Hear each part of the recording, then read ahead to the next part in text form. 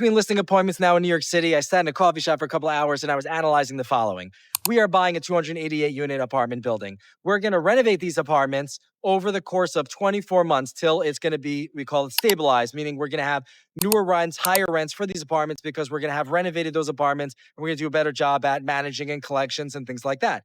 But the big question is, how do I know what my income is going to be like in month 3, 4, 5, 6 as we're going through this process?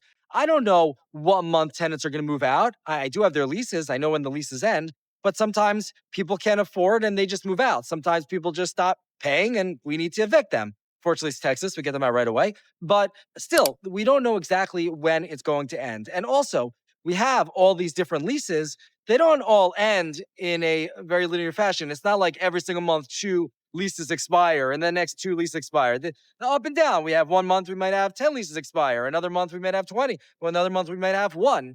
I'm making up numbers here. But you see how it flows. So how do we figure out what is our income going to be? What is the rent we're going to receive? And on top of that, let's say a 1-bedroom right now is renting for $750. And let's say by month 24 after the apartment's renovated, we're collecting $900. It's a $150 swing we're going to get on that apartment.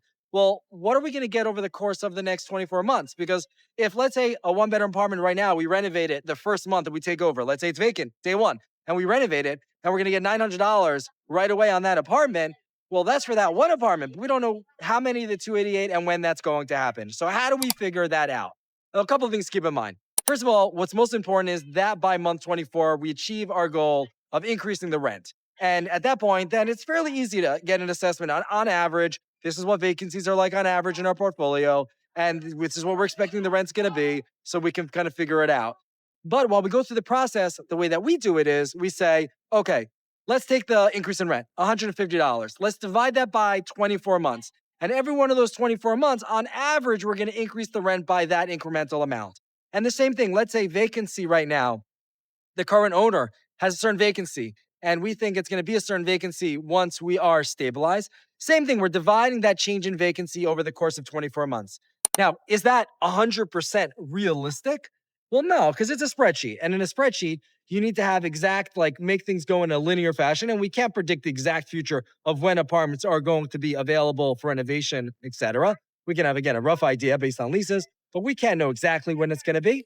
So the spreadsheet is to give you a general idea, to give you the curve, so to speak, and then real life is going to determine how things move. And also, while we're going through the process of renovation and we're dealing with tenants and we're deciding how to work with those tenants, sometimes we're renewing leases with the tenants, sometimes we're moving tenants from one apartment to another apartment while we're renovating their apartment. So we're playing around with things all the time to keep things as stable as we can through the process to basically get to as close as a spreadsheet as we can.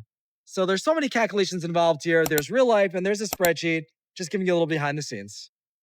Bye, everybody.